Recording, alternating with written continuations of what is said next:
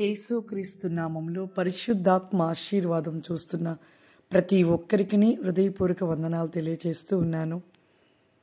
దినదినము కూడా పరిశుద్ధాత్మని పొందుకొనుట, దినదినము కూడా ఆశీర్వాదమును పొందుకొనుట మన కుటుంబానికి ఎంతో క్షేమము, సమృద్ధి, ఆరోగ్యము కలిగించబడుతూ ఉంటుంది. ప్రియులారా, ఈరోజు వాక్య భాగాన్ని ధ్యానించుకుందాము. దావీదు రాసిన కీర్తనలు 12వ అధ్యాయము 1వ వచనమును ధ్యానిద్దాము. యెహోవా నన్ను రక్షింపుము, భక్తిగల వారు లేకపోయిరి, విశ్వాసులు నరులలో నుండకుండా గతించిపోయిరి. చూడండి ప్రియులారా, యెహోవాను రక్షింపుము, భక్తిగల వారు లేకపోయిరి. నిజమే, ఈ రోజులలో చూస్తూ ఉంటే భక్తి కలిగిన వారిని ఎక్కడ చూసినా కనపడటలేదు. భక్తి హీనులుగా ఉన్న వాళ్ళు కనపడుతున్నారు, భక్తి కలిగిన వారు లేకపోయిరి అంటున్నాడు. విశ్వాసులు నరులలో నుండకుండా గతించిపోతున్నారు. నిజమే, ఇప్పుడు ఉంటున్న రోజులలో ప్రతి మనిషి జీవితంలో దేవుడు ఎన్నో కార్యాలు చేస్తూ ఉన్నా కూడా ఒక్క కార్యం జరగకపోయినా విశ్వాసం లేని వారిగా అయిపోతూ ఉన్నారంట. విశ్వాసులు లేకుండా అయిపోతూ ఉన్నారని చెప్తున్నాడు వాక్యంలో. ఇంకేం భక్తి లేని వారిగా అయిపోతూ ఉన్నారు అని చెప్తూ ఉన్నాడు. ప్రియులారా, ఒక కాలంలో ఎంతో భక్తి కలిగి ఉండుట, విశ్వాసము కలిగి ఉండుట వారి జీవితంలో సమృద్ధి కానీ, పంటలు కానీ, ఆరోగ్యము కానీ, కుటుంబాలలో సమాధానము కానీ, అన్ని విషయాలలో కూడా వారు ఎంతో సంతోషంగా ఉన్నారు. కానీ ఇప్పుడు ఉంటున్న రోజులలో, ఈ రోజులలో విశ్వాసాన్ని కలిగి ఉండలేకపోతున్నారు, భక్తి కలిగి ఉండలేకపోతూ ఉన్నారు. ఈ రెండు విషయాలలో మానవుడు దేవునికి దూరం అయిపోతూ ఉన్నాడు. ఎంత వాక్యాన్ని మనం ధ్యానిస్తూ ఉన్నాం. ఎంతగా ధ్యానించినను ఎలా ఉంటుందంటే వెక్కాసం అయిపోతూ ఉంది. చూడండి, తినగ గారెలు చేదైనట్లుగా మానవుడి జీవితంలో వాక్యాన్ని వింటూ ఉన్నారు, కానీ ఆ వాక్యాన్ని విని ఆ వాక్యానుసారంగా నడవలేకపోతున్నారు. వాక్యాన్ని విని మరలా విడిచిపెడుతున్నారు. చిన్న నొప్పి, చిన్న బాధ కలిగిందనుకోండి, క్షణంలో ఎమ్మటే మనకు నయమైపోవాలి. లేకపోతే అవిశ్వాసం, ఇక దేవుడు చేయడేమో, కార్యం జరగదేమో అనే ఒక అవిశ్వాసం. ఇటువంటి అవిశ్వాసాన్ని కలిగి ఎంతోమంది ఉంటున్నారు. నీ జీవితంలో నీవు భక్తిని కలిగి ప్రార్థించి విశ్వాసమును కలిగి ఉంటే నీకు ఆలస్యం అవుతూ ఉందనుకోండి, ఆలస్యం వెనుక ఒక గొప్ప విలువ కలిగిన మరి అద్భుతమైన కార్యాన్ని చేస్తాడనేది ముందు నమ్మాలి. నమ్ముట నీ వల్ల కావాలి. అలా నువ్వు నమ్మితే ఖచ్చితంగా నీ జీవితంలో అద్భుత కార్యాన్ని నీవు చూడగలుగుతావు. ఒక చిన్న కుర్రాడు, ఆ కుర్రోడు మరి ఎంతో, ఆ కుటుంబము చాలా బీద స్థితి కలిగిన కుటుంబం. వానికి బుక్స్ కొనుక్కోవటానికి, స్కూల్ బుక్స్ కొనుక్కోవటానికి కానీ, వాడికి ఏమన్నా చాక్లెట్స్ కొనుక్కోవటానికి కానీ ఏ అమౌంట్ కూడా వాళ్ళ ఇంట్లో లేని పరిస్థితి. వాళ్ళ పేరెంట్స్ చాలా లేని స్థితి. ఒక ఇంటిలో వారి యొక్క తల్లి పనిచేస్తూ ఉండేది. ఆ కుమారుడు మాత్రము మరి దేవుని యందు ఒకే విశ్వాసం కలిగి ఉండి, చిన్న కుర్రోడు, వానికి ఒక 10 years ఉంటాయి బాబుకి. వాళ్ళ అమ్మతో చెప్తూ ఉండేవాడంట, అమ్మ నేను ప్రార్థన చేసుకుంటాను, యేసేని అడుగుతూ ఉన్నాను, యేసే నాకు బుక్స్ ఇస్తాడు, నాకు చాక్లెట్స్ ఇస్తాడు అనేసి చెప్తున్నప్పుడు వాళ్ళమ్మ అవిశ్వాసంతో నవ్వుతూ ఉండేదంట.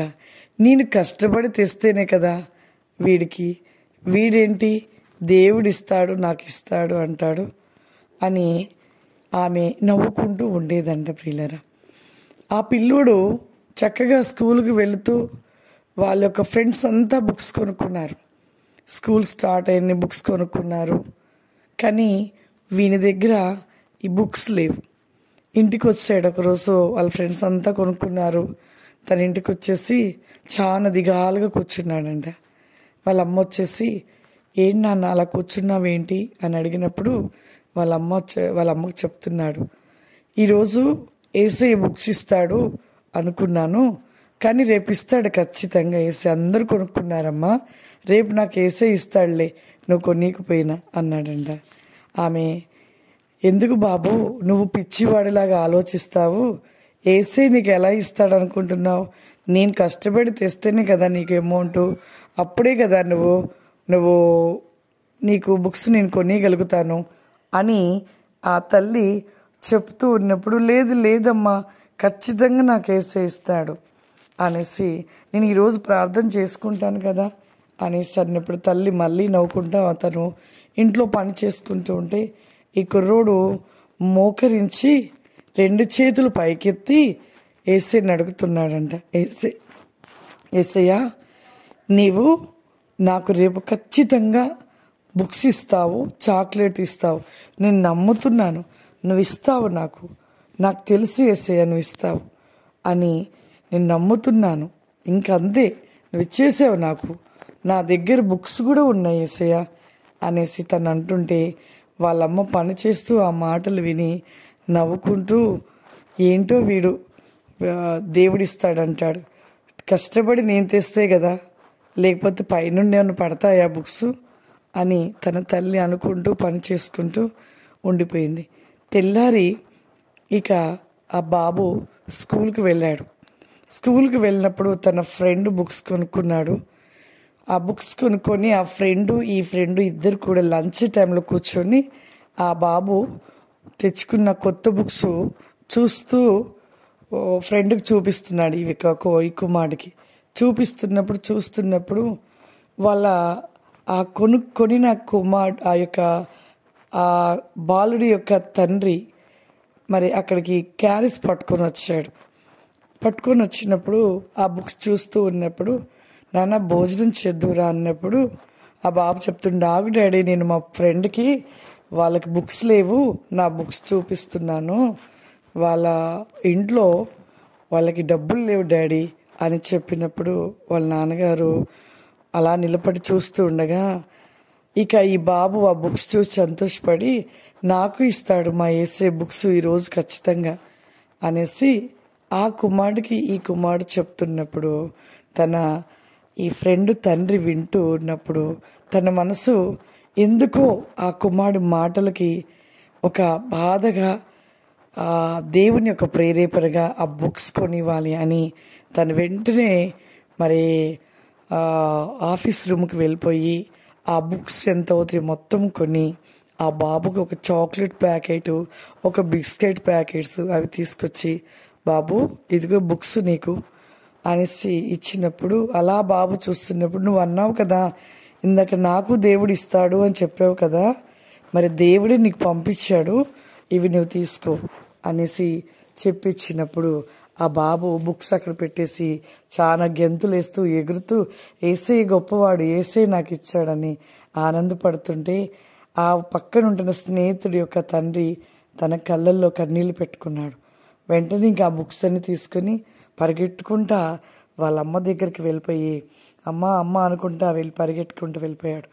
ఏంటి నాన్న ఏంటి అనేసి అన్నప్పుడు, ఇదిగో యేసయ్య నాకు బుక్స్ ఇచ్చాడు, నీకు చెప్పాను కదా, రాత్రి ప్రార్థన చేశాను కదా, ఇదిగో నాకు యేసయ్య బుక్స్ ఇచ్చాడంటే, ఎక్కడన్నా దొంగిలిచ్చావా అన్నప్పుడు, లేదమ్మా, మా ఫ్రెండ్ వాళ్ళ నాన్నగారు నేను బుక్స్ చూస్తూ ఉంటే నేను కూడా అన్నాను మా యేసయ్య నాకు దేవుడు ఇస్తాడు అన్నప్పుడు మరి అంకుల్ నాకు వెంటనే ఇవి తీసుకొచ్చి ఇచ్చి, ఇదిగో మీ యేసయ్య ఇచ్చాడు అని నా చేతులు పెట్టాడమ్మా అన్నప్పుడు వాళ్ళమ్మ కళ్ళల్లో కన్నీళ్ళు అలా కారిపోయి ఆ బిడ్డని గట్టిగా హట్ చేసుకొని ఏడ్చేసి, నిజమే నాన్న, నీ విశ్వాసము గొప్పది, నేను ఇన్ని సంవత్సరాలుగా దేవుణ్ణి నమ్ముకున్నాను, కానీ నా జీవితము నా బ్రతుకు అవిశ్వాసంలోనే జీవిస్తూనే ఉన్నాను, కానీ ఈరోజు నిన్ను బట్టి నా కళ్ళు తెరవబడ్డవి, నువ్వు చిన్నవాడివైనా విశ్వాసాన్ని కలిగి ఉండటం బట్టి దేవుడు వారి ద్వారా కార్యాన్ని జరిగించాడు నాన్న అని తను పట్టుకుని గట్టిగా ఏడ్చి ఉండదంట. ప్రియులారా,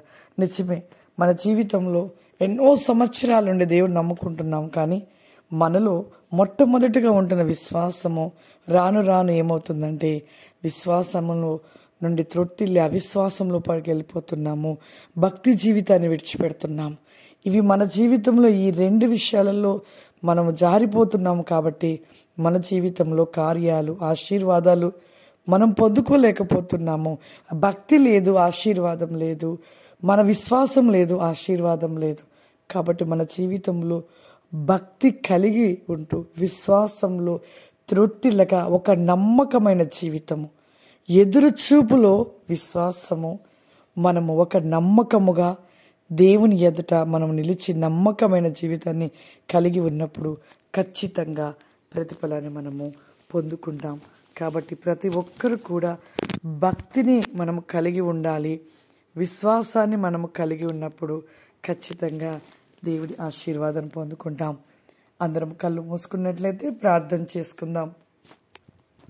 సర్వశక్తివంతుడా, దయగలిగిన తండ్రి, పరిశుద్ధాత్మదేవ, ఈ దినము ఈ యొక్క వాగ్దానము ఆశీర్వాదవేకమైన పరిశుద్ధాత్మ ఆశీర్వాదము ప్రతినేకముగా విని వేకముగా ప్రతినికృషి లౌసి కామ్ది మై గ్లోరా బాసి కమాందర్ ఎవరైతే చూస్తూ ఈ మాటల ప్రకారము నడుస్తూ నీ ప్రతినేకమైన ఆశీర్వాదమును పొందుకున్నట్లు అతి గొప్ప వికృషి లాస్యమును దయచేయండి ప్రభా. చూస్తూ ఉన్న ప్రతి బిడ్డను కూడా మీరు దీవించండి, ఆశీర్వదించండి. ఇంకనూ దినదినము కూడా వారి జీవితంలో, భక్తి జీవితంలో, విశ్వాస జీవితంలో ప్రతినేకముగా నిలిచి ఉండే కృపను దయచేయమని, ప్రతి ఒక్కరిని ఆశీర్వదించమని యేసుక్రీస్తు నామములో అడుగుచున్నాను తండ్రి, ఆమేన్. God bless you. దేవుడు మిమ్మల్ని దీవించును గాక. ఆమేన్.